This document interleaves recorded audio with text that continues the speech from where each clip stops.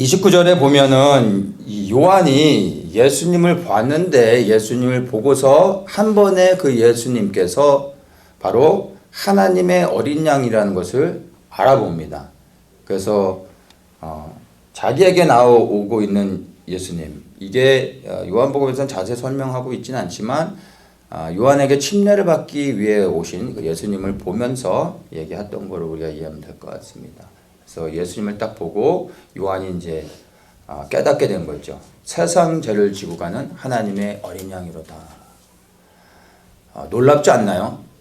예수님을 보고 침례 요한이 이분이 하나님이 보내신 어린 양이라는 것을 알았습니다. 이게 이제 이사야 53장 말씀이죠. 우리가 너무 잘 아는 4절에서 6절의 말씀입니다. 그는 실로 우리의 질고를 지고 우리의 슬픔을 당하였거늘 우리는 생각하기를 그는 징벌을 받아서 하나님께 맞으며 고난을 당한다 하였노라. 그가 찔림은 우리의 허물을 인하며 그가 상함은 우리의 죄악을 인함이라. 그가 징계를 받음으로 우리가 평화를 누리고 그가 채찍에 맞음으로 우리가 나음을 입었도다. 우리는 다 양 같아서 그릇 행하여 각기 제 길로 갔거늘 여호와께서는 우리 무리의 죄악을 그에게 담당시키셨도다.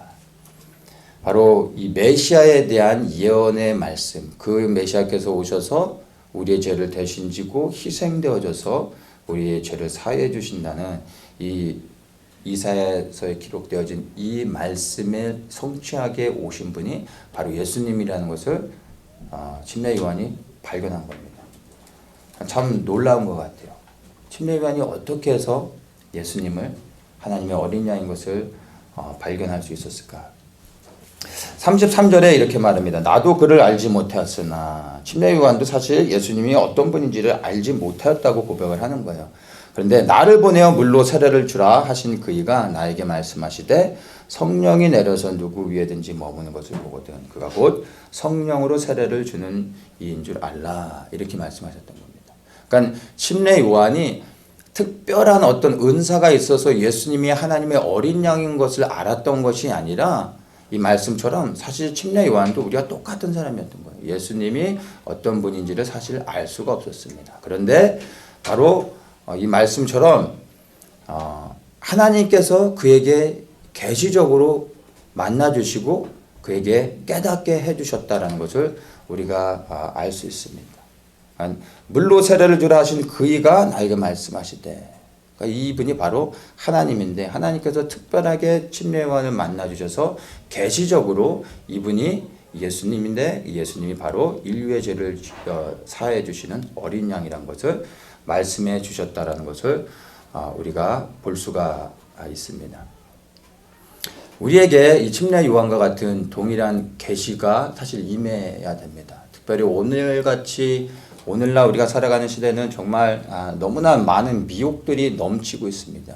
그 미혹이 세상 교회 바깥에 있는 게 아니라 교회 안에서조차도 수많은 미혹들이 있습니다. 그래서 하나님의 계시가 침례 요한에게 임했던 것처럼 우리 가운데 임하지 아니하고서는 우리가 정말 하나님의 뜻을 온전히 분별하며 주님께 순종하며 살아가는 것이 정말 쉽지 않습니다. 그래서 아마 우리 모두 한 사람 한 사람들이 하나님의 특별한 계시가 임해야 됩니다. 때가 때인 만큼 이런 계시들을 받기 위해서 노력하는 분들이 특별한 수련을 통해 막 노력하시는 분들이 있어요. 그래가지고 들어보셨겠지만 직통계시라고 해서 특별히 이제 자기만 하나님의 음성을 듣는다고 하는 직통계시를 받는 분들이 있어요.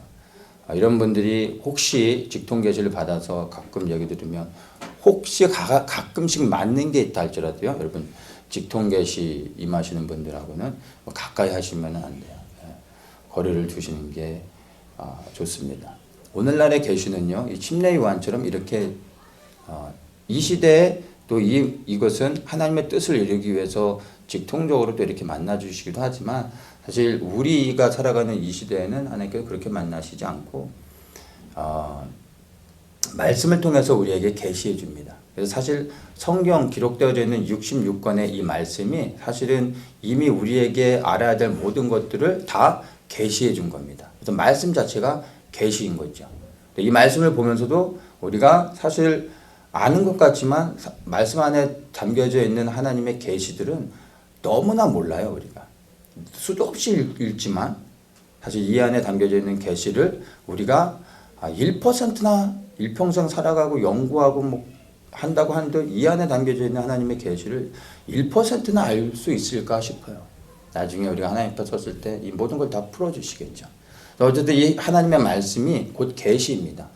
다른 데서 들으려고 하는 게 아니라 이 말씀을 통해서 계시를 발견해야 되는데 이 말씀이 기록되어진 말씀이 성령 하나님을 통하여서 다 기록되어졌기 때문에 이 기록된 말씀이 계시라 할지라도 이것을 우리가 연구해서 이 계시된 말씀들을 풀어내고 깨달으려고 하는 것은 그것은 인간적인, 그러니까 인본주의적인 노력입니다.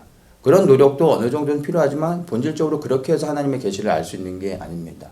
하나님의 성령을 통해서 말씀이 기록되어져 있기 때문에 결국에는 이 계시의 이 기록된 말씀 안에 담겨져 있는 계시를 깨닫기 위해서는요, 우리가 성령님을 통하여 그 계시의 말씀들을 분별하고 그분이 가르쳐 주시고 깨닫게 해줄 수 있도록 해야 됩니다. 결국에는 기록된 말씀이 계신 건 알지만 성령이 우리의 안에 임하셔서 그 성령께서 이 기록된 말씀 안에 담겨져 있는 계시를 풀어주실 때 비로소 알게 되는 것이죠. 그러면 결국에는 우리가 성령을 받아야 되는데 성령을 받는 건 뭡니까? 예수님께서 나의 주인이 되신 것들을 고백하고 주인 되신 예수 그리스도를 위해 내 삶을 드리며 그리스도를 위해 살아가는 거예요. 그리고 하나님의 말씀을 깨닫는 이유가 알기 위해서 궁금하니까 뭐 이런 차원이 아니라 하나님께 순종하기 위해서 주님의 뜻을 이루기 위해서 그래서 성령을 구하며 하나님의 계시된 말씀을 알기 위해 기도하는 거죠. 그때 우리의 주신 되신 성령께서 우리가 알아야 될 말씀들을 깨닫게 하십니다. 그게 계시가 풀어지는 거죠. 그리고 우리는 그 말씀을 깨달을 때 그 말씀에 순종하면서 그 말씀의 뜻에 따라 우리의 삶을 드리며 나아가는 것입니다. 그래서 정말 우리에게 필요한 것은 성령이 우리 안에 임하시고 그 성령께서 우리에게 말씀하실 수 있도록 해야 되는데 그것은 결국에는 말씀과 기도예요. 말씀만 많이 한다고 되는 게 아니라 말씀을 성령께서 풀어주셔야 되는데 그러기 위해서는 우리가 기도함으로 나아가고 기도를 통해 성령께서 우리 안에서 말씀하실 수 있도록 해야 됩니다. 그래서 말씀과 기도가 밸런스를 맞출 때 계시된 하나님의 뜻이 풀어지고 침례 요한처럼 침례 요한이 주님의 길을 열어냈잖아요. 사실 침례 요한은 아주 짧은 시간을 아주 짧게 사역을 했지만 엄청난 사역을 하는 사람입니다. 새로운 시대를 열어냈거든요. 메시아의 시대를 열어내고 구약의 시대를 끝내고 새로운 시대로 갈 수 있도록 열어낸 놀라운 사역을 한 사람입니다. 특별히 우리 같이 그리스도의 재림을 소망하고 있는 사람들에게 침례 요한의 삶은 너무나 중요한 것들을 우리에게 말해주고 있습니다. 우리도 동일하게 이제 침례 요한과 같이 다시 오실 주님의 그 길을 예비하기 위해서는 다른 게 아닙니다. 침례 요한과 동일하게 침례 요한이 새로운 시대를 열어내고 그리고 주의 길을 예비했다면 다시 오실 주의 길을 예비하는 누군가가 또 다른 침례 요한의 세대들이 일어나야 되는데 그것들을 위해서는 침례 요한의 동일한 삶이 우리 안에서 사라질 수 있어야 된다는 겁니다. 그러면 우리를 통하여서 다시 오실 주님의 길이 예비되어질 수 있는 것입니다. 그래서 저는 그 무엇보다도 여기 있는 우리 모두가 이 침례 요한의 삶을 살아가고자 하는 그런 소망이 있길 원하고요. 그리고 우리 한 사람 한 사람이 이렇게 침례 요한과 같은 삶을 살아갈 때 우리를 통하여 하나님의 뜻이 열려지고 우리를 통하여 그 계시가 풀어질 때 많은 사람들이 그 계시 안에 들어오고 하나님의 뜻을 발견하면서 정말 다시 오실 주님의 길이 예비되어지고 그렇게 우리가 주님을 위해 살아갈 수 있다는 것입니다. 그래서 여기엔 나와 있진 않지만 우리 침례 요한의 삶이 어떤지를 좀 볼 필요가 있습니다. 그 침례 요한의 삶을 보면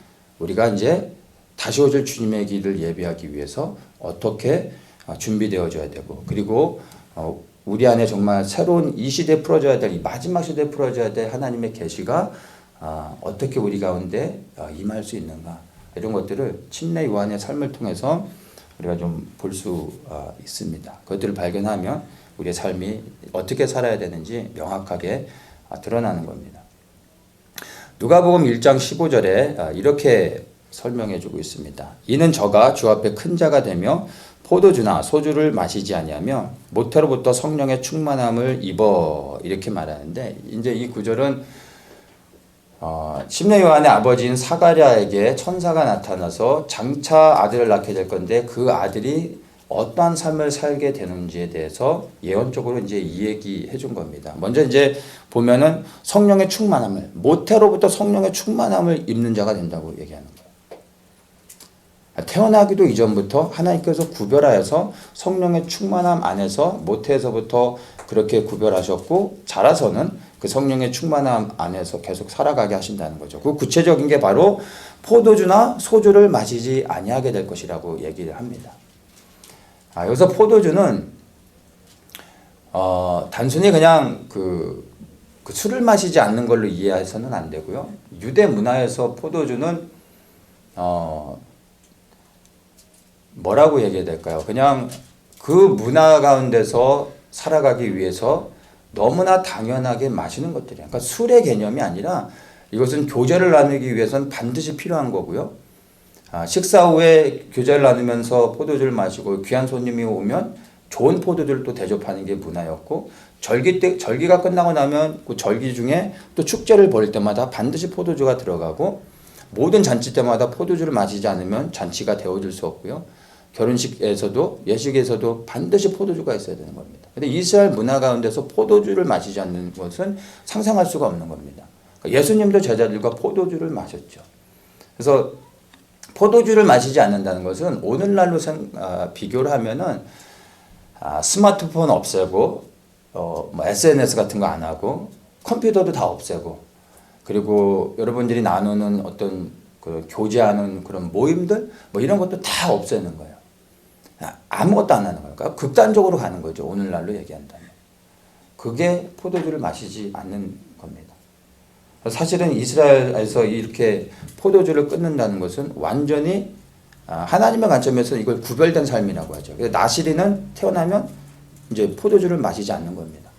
그러니까 그 공동체 안에서 완전히 구별되어져서 세상의 관점에서는 이게 완전히 이렇게 끊어져 나가는 거죠.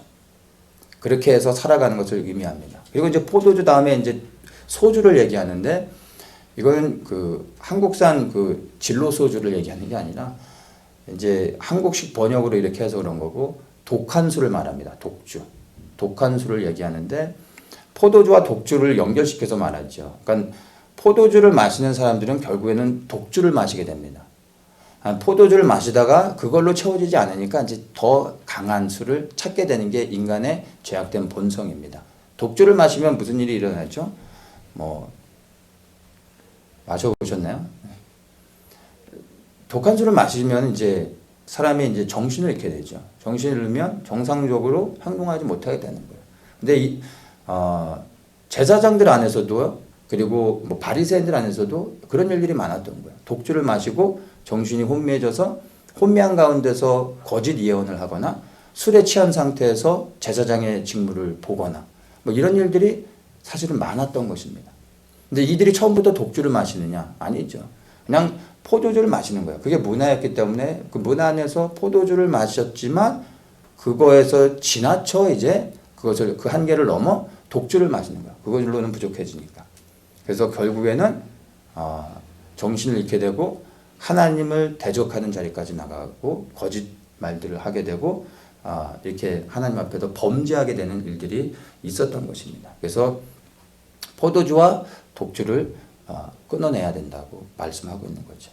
그래서 침례 요한의 삶을 보면 어려서부터 포도주와 독주를 하지 않았다라는 것을 분명히 말해줍니다. 그러니까 세상 속에서는 완전히 단절되어진 극단적인 삶을 살았다라는 것을 우리에게 보여주고 있습니다.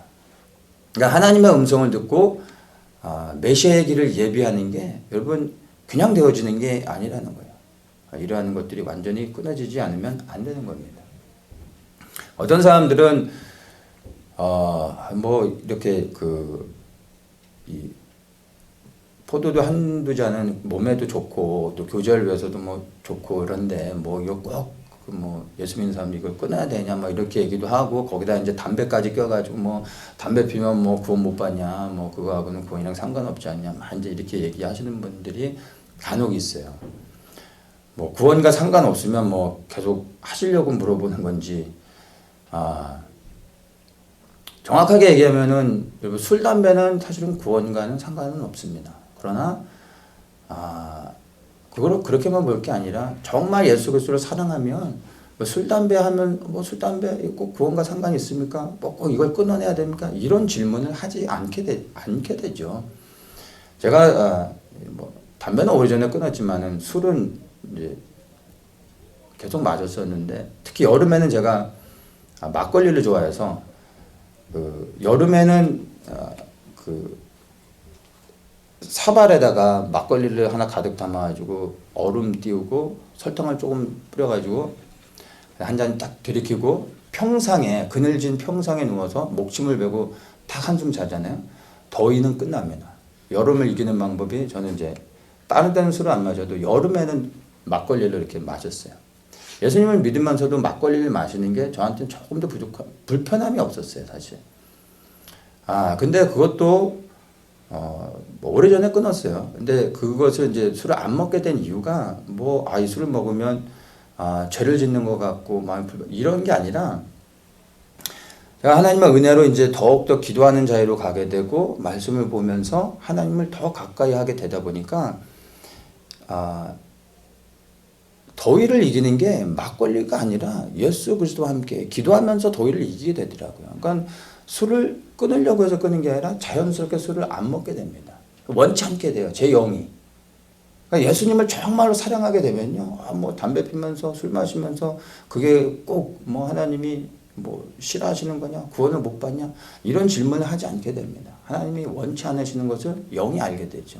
자연스럽게 멀어지게 되는 겁니다. 그래서 그 단계 정도뿐만이 아니라 우리가 하나님의 음성을 듣고 하나님의 뜻에 순종하면서 하나님의 부르심까지 나아가기 위해서는요, 우리 일상에서 이렇게 포도주 문화, 그 포도주의 의미를 우리가 얘기했잖아요. 그런 것들로부터 우리 스스로를 구별해내야 됩니다. 그렇지 않고서는 하나님의 음성을 이 시대 가운데 분별해 듣고 순종할 수 없다는 걸 여러분 아셔야 됩니다. 누가복음 1장 80절에서는 또 이렇게 말합니다. 아이가 자라며 심령이 강하여지고 이스라엘에게 나타나는 날까지 빈들에 있으니라. 여기서 빈들은 광야를 이야기하거든요. 광야. 우리가 흔히 이제 이런 얘기들 많이 하죠. 하나님을 만나기 위해서는 광야로 가야 된다고. 이건 이미 다 아는 얘기예요. 이스라엘 백성을 하나님께서 만나주시고 그들과 교제하며 그들을 훈련시키기 위해 광야로 불러내셨어요. 그래서 광야 40년을 그들이 지나갔습니다. 그래서 유대인들에게 있어서 광야로 가라 이런 말은, 즉 그곳에서 하나님의 음성을 들어라, 이런 의미로 이제 이해를 하죠. 그래서 하나님을 만나기 위해서는 광야로 가야 된다는 건 누구나 다 압니다. 이론적으로는 다 아는 거예요. 그런데 실제로 광야가 갈만한가 이렇게 볼 때 이게 현실에서는 그렇지 않습니다. 여러분 유대 광야를 가보면요, 반팔에 반바지에 이제 샌들을 신고 선글라스 안 끼고 모자 없이 유대 광야에, 그늘에 들어가지 않고 유대 광야에 여러분 1시간만 서 있으면요 거의 대부분 쓰러집니다. 2시간이면 죽을걸요, 그늘에 들어가지 않으면. 유대 광야가 그런 곳이에요. 한 5분만 서 있어도요 여러분 그 자체가 고문입니다. 고문. 유대 광야에서. 근데 그 광야에 나간다는 거, 이는 말씀에 보면은 이 침례 요한이 이제 어머니의 젖을 떼고 이제 좀 성장하고 난 다음에 그는 광야로 보내졌어요. 어려서부터 광야에서 살았던 거예요. 그 광야가 하나님을 만나는 장소니까 낭만적이고 이렇게 생각하시면 안 되고요. 정말 저주받은 땅인 것입니다. 고통스러운 것이죠. 10분 이상 있고 싶지 않은, 다시는 광야에 가고 싶지 않으실 거예요, 아마. 여러분 광야에 진짜 가보게 되면. 근데 거기를 어려서부터 글로 보내셔서 살았다는 것입니다. 침례 요한의 아버지가 사가랴잖아요. 제사장, 명문 가문의 아들이거든요. 부족함이 없고 모든 것이 채워지고 있는 풍요로운 가운데서 아버지의 빛을 보면서 편안하게 살 수 있었어요. 그런데 보내졌어요, 광야로. 더 좋은 휴양지가 아니라 정말 어느 누구도 가고 싶지 않은 광야로 보내져서 살았다라는 것입니다. 그런 광야 가운데 사는 자들이 하나님의 음성을 듣는다는 것을 여러분 아셔야 됩니다. 근데 이게 현실 속에서는 결코 쉽지 않다는 것도 여러분 이해하실 수 있어야 됩니다. 심내 요한이 하나님의 음성을 분별하고 이 시대에 하나님이 새로운 시대를 열어낼 수 있었던 것. 그가 모든 것을 버리고 광야로 나갔기 때문에 그래 하나님의 음성을 들을 수 있었다는 것을 여러분 우리가 그것들을 이해할 수 있어야 됩니다. 세 번째 보면 마태복음 3장 4절에 이렇게 말합니다. 이 요한은 약대 토롯을 입고 허리에 가죽띠를 띠고 음식은 메뚜기와 석청이었더라 이렇게 말하는데 요한이 약대 토롯을 입었다고 하니까 오늘날의 개념으로 우리가 보면은 가죽 그 동물 가죽이잖아요. 요즘 뭐 그러면 딱 생각하는 게 여성분들은 모피가 생각이 나실 거고 일단 가죽으로 만든 오리지널 가죽으로 만든 옷들은 비싸잖아요. 그러니까 요한이 약대 토롯 입었으니까 굉장히 비싼 옷 입었네라고 생각하실지 모르겠는데 유대 시대에 이 시대에 약대 토롯을 입는다는 것은요. 거지들도 약대 토롯을 안 입습니다. 그러니까 이것은 정상적인 사회생활을 하는 사람이 아니라는 것을 옷을 통해서 아는 거예요. 그러니까 유대 문화 안에서 그 공동체 안에서 살아가는 사람들은 약대 토롯을 입지 않습니다. 그러니까 아웃사이더라는 거예요. 완전히. 광야에서 사는 약간 좀 이상한 사람들. 공동체 안에 들어오지 않는 사람들. 약대 토롯을 입고 딱 나타나면 저 사람 아웃사이더네? 이상한 사람이네? 경계해야 되겠네? 이런 거죠. 이런 사람들이 약대 토롯을 입는 겁니다. 그 당시에 약대 토롯은 입을 게 없을 때 입는 아주 싸구려인 거예요. 뭐 가죽옷이라고 해서 다 좋은 게 아니라 그 당시에 약대 토롯은 가난한 사람들도 입지 않는 게 약대 토롯이었어요. 근데 그것을 입었던 거예요. 그리고 그 두꺼운 약대 토롯을 입고 유대 광야에서 살아간다고 생각해 보세요. 광야에 가서 여러분이 좋아하는 그 비싼 모피를 입고 계신다고 생각해 보세요. 즐거우실까 생각해 보세요. 근데 이는 그렇게 살았다는 것입니다. 그리고 그가 먹은 음식이 메뚜기와 석청이라고 말했습니다. 메뚜기라고 해서 우리가 먹는 그 메뚜기 생각하시면 안 되고 이게 이제 식용 메뚜기 진짜 그 메뚜기가 아니고요. 이거는 그러니까 단어를 번역하는 가운데서 이제 오류가 생겨서 아마 이렇게 된 것 같아요. 그러니까 유대 광야에는 메뚜기가 없습니다. 말씀드린 것처럼 메뚜기를 유대 광야에 풀어놓으면 1시간이 안 돼서 다 말라 죽습니다. 유대 광야에서는 메뚜기가 살 수가 없습니다. 여기서 이 메뚜기는 쥐엄 열매를 말하는 겁니다. 그러니까 쥐엄 열매를 유대인들은 식물성 메뚜기 이런 식으로 이제 표현을 합니다. 쥐엄 열매가 뭔지 아세요? 그 탕자가 고생하다 먹을 게 도무지 더 이상 먹을 게 없어서 마지막으로 먹은 게 뭐죠? 쥐엄 열매였던 거예요. 쥐엄 열매. 그래서 이스라엘에 가면은 이 쥐엄 열매가 사방에 그냥 널려져 있어요. 쥐엄 열매 나무가 굉장히 흔해요. 어딜 가도 있어요.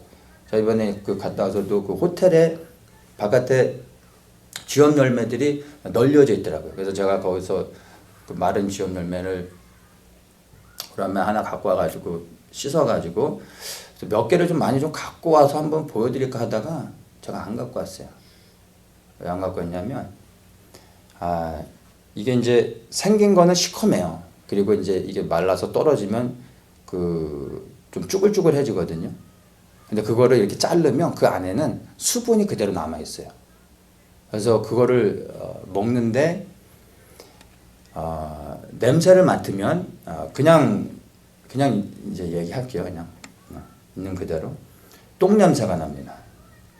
근데 놀라울 게 이거를요 이제 씹잖아요. 씹으면 씹을수록 놀라울 게 똥맛이. 그러니까 누가 먹고 싶겠어요. 그런데 더 놀라운 거는요. 이 쥐엄 열매가 그 시대는 몰랐겠죠. 오늘날에 이제 발견하게 된 건데 이 쥐엄 열매 안에 사람에게 필요한 모든 영양소가 다 있어요. 놀랍죠. 그래서 유대인들은 아무리 가난해도 굶어 죽지 않았던 거예요. 하나님의 특별한 보호하심이죠. 그래서 유대에 사는 사람들이 먹으려고 했는데 도저히 먹을 게 없어 너무 배고플 때 어쩔 수 없이 마지막으로 선택하는 게 쥐엄 열매였던 거예요.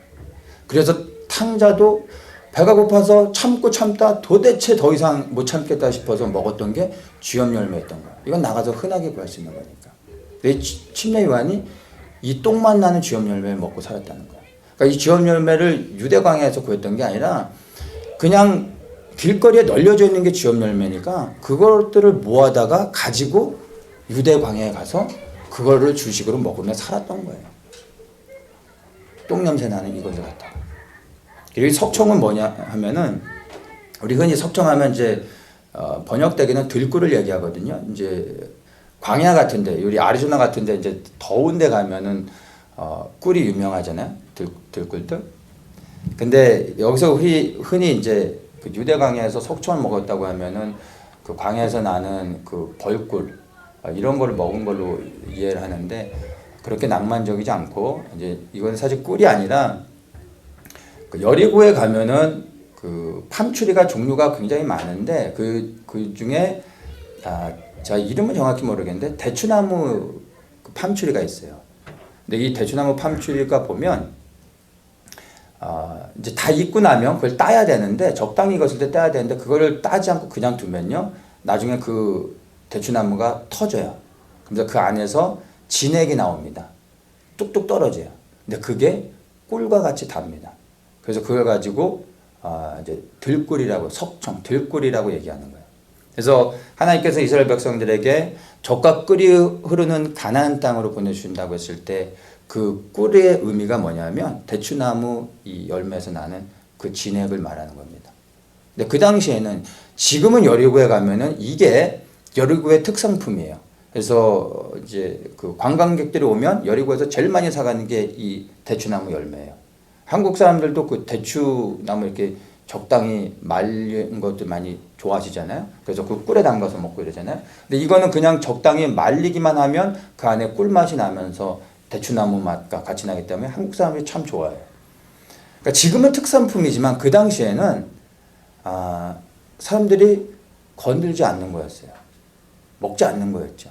광야에서 들꿀을 먹을 수밖에 없는 그 대추나무 꿀을 먹을 수밖에 없었다는 건 먹을 게 없을 때 어쩔 수 없이 먹는 음식이었던 거예요. 이런 것들을 침례 요한이 먹으면서 생활했다라는 것입니다. 말씀드린 것처럼 그는 부유한 삶을 살 수 있는 사람이었어요. 그런데도 불구하고 남들이 다 원치 않는 약대 털옷을 입고 그리고 거지도 먹지 않는 쥐염 열매를 주식으로 먹으면서 그가 생활을 했다라는 것입니다. 이것들을 통해서 우리가 무엇을 볼 수가 있습니까? 침례 요한이 하나님의 음성을 듣고 그 계시의 말씀을 듣고 예수 그리스도의 길을 예비하는 게 그게 결코 쉽게 되어졌다는 것이 아니라는 겁니다. 아무나 할 수 있었던 게 아니었던 것입니다. 우리가 그것들을 알아야 돼요. 그러니까 우리가 주님한테 늘 기도하면서 하나님을 더 가까이 알아가기 원하고 하나님을 더 알아가면서 하나님의 뜻을 분별하고 그리고 하나님과 더 친밀한 교제를 나누길 원해서 하나님께 기도하고 음성을 달라고 그리고 만나달라고 그렇게 기도하잖아요. 하나님을 더 알아가기 위해서 몸부림치잖아요.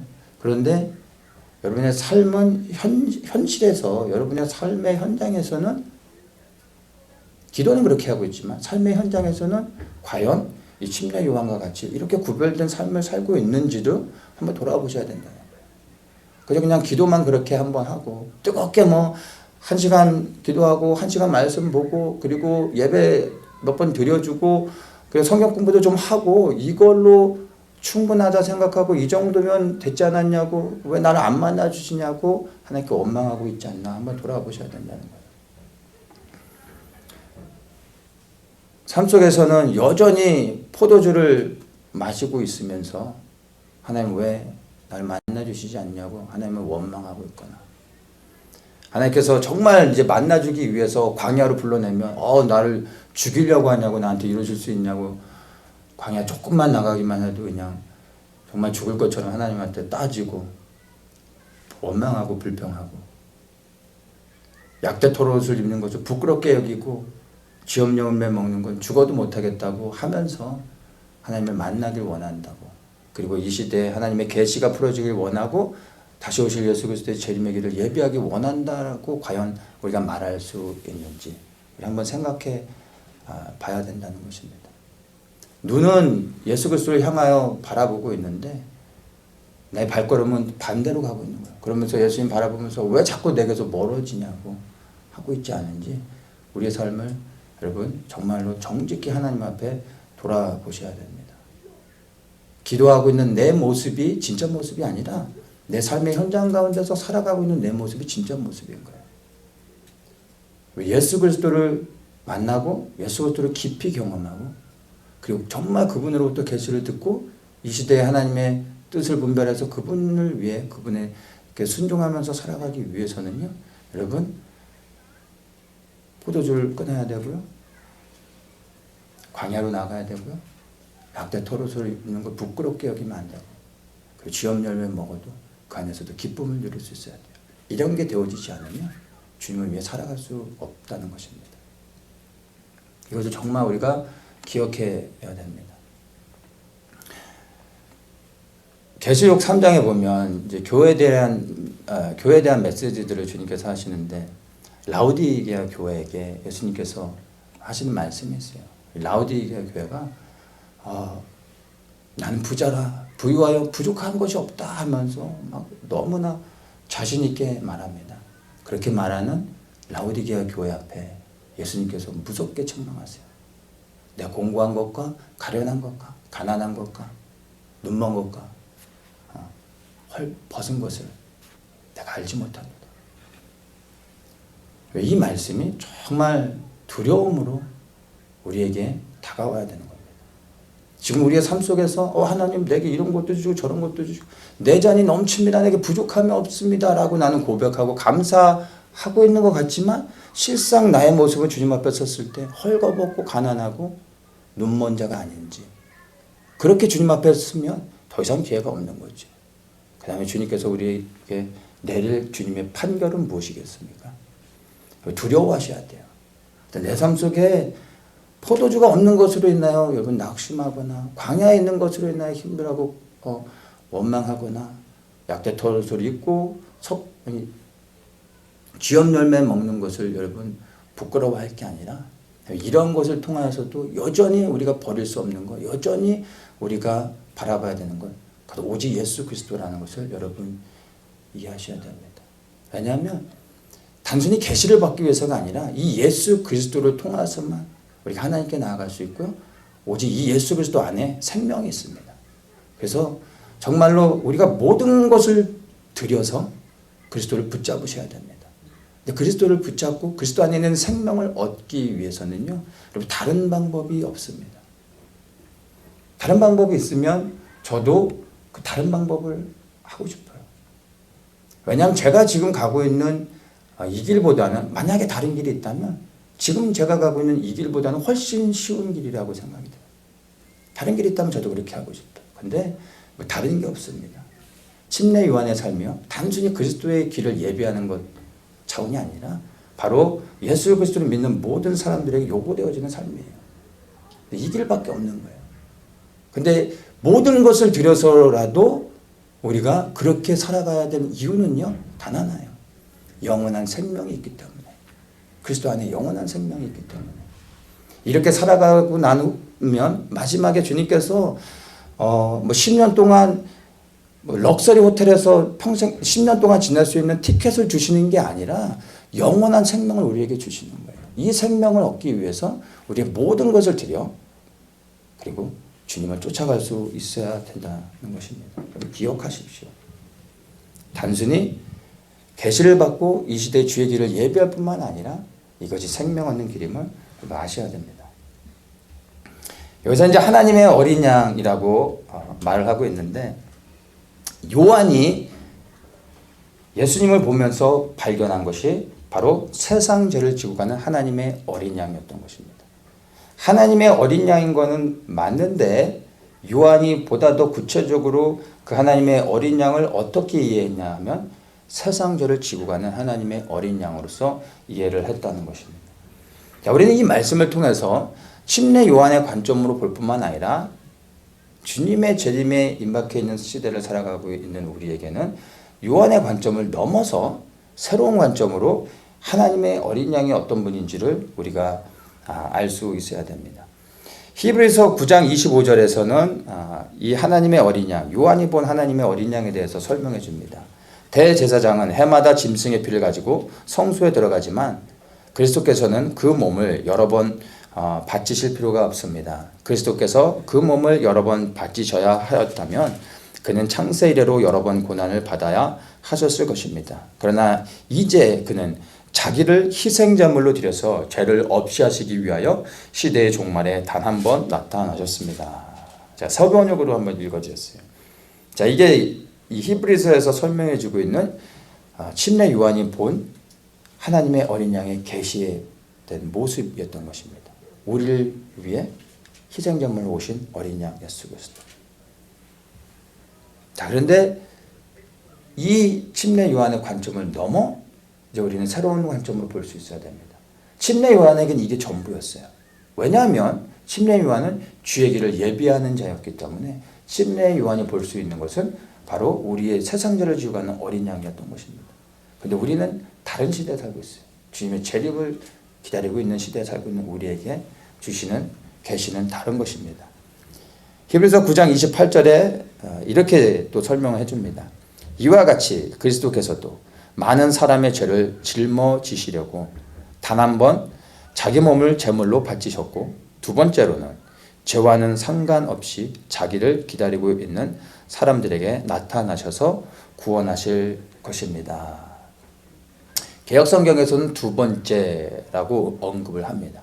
그러니까 첫 번째 오시는 예수 그리스도는 우리의 죄를 위해 희생양으로 오신 예수 그리스도에 대해서 설명해 주고 있지만 히브리서 기자는 그것에 끝나지 않고 다시 오실 예수 그리스도에 대해서 말씀해 주고 있습니다. 다시 오실 때는 바로 자기를 기다리고 있는 사람들 구원하기 위해서 오신다라는 것입니다. 우리가 붙잡아야 될 것이, 우리가 발견해야 될 어린 양, 하나님의 어린 양이요, 바로 여기에 있습니다.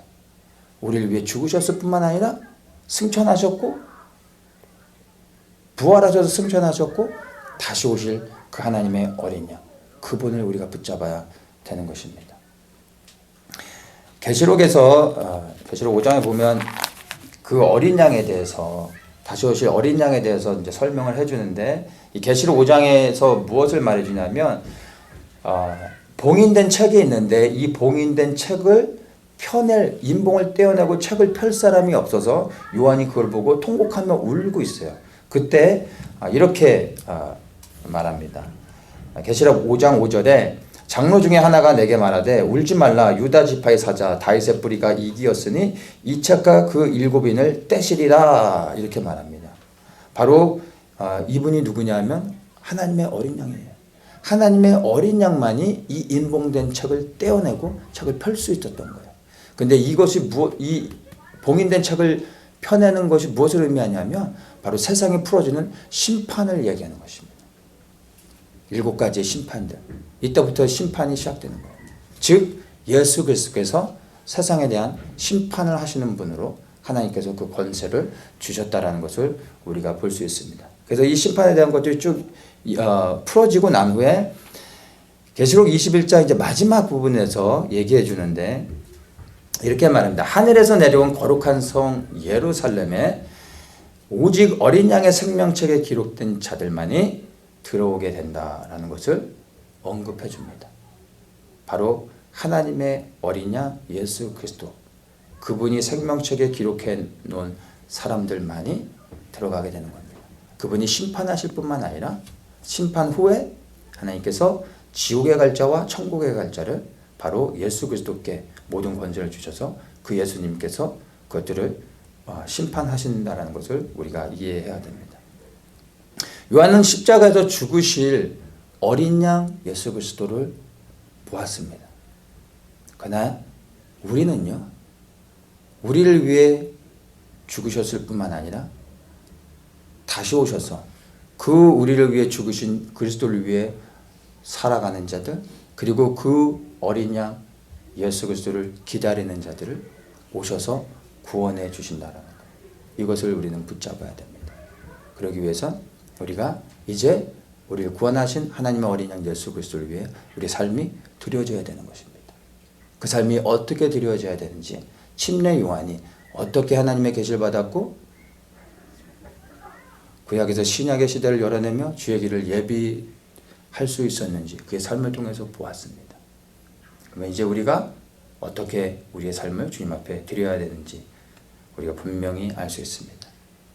나를 구원하신 어린 양 예수 그리스도, 그리고 다시 오셔서 온 열방을 통치하실 그 그리스도를 소망하면서 우리의 삶을 드리면서 그렇게 헌신하면서 살아가시는 분들 되시길 예수님의 이름으로 축복합니다.